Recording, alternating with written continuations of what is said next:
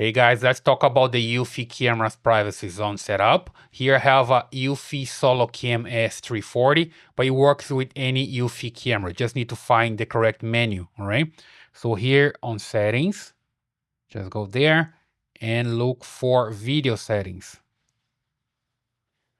And on the bottom here, you're gonna find privacy zones.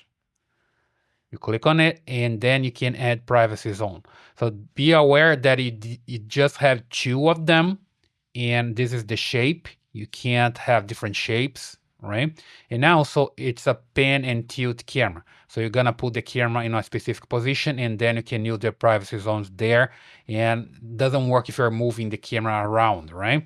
So let's just add a privacy zone here, and then you get an alarm about enabling the privacy zone.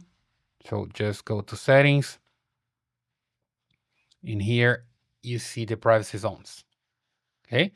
Then you can just add a new one. So I select here, I click this button, and there's information about the zoom, rotation, and everything else. Just make sure that you're not using pan, tilt, and zoom.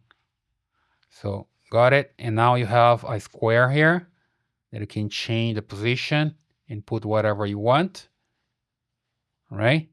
So there's not much that you can do. You can just change the size here and the position.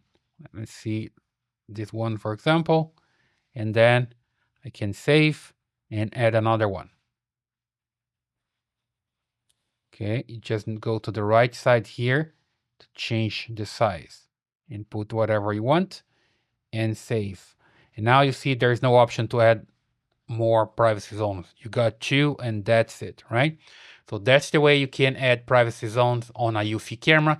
In this video, I'm showing for the SoloCam S340, but works with any EuFy camera. I hope you like this video. Please subscribe to this channel, leave your comments, and I see you in the next one.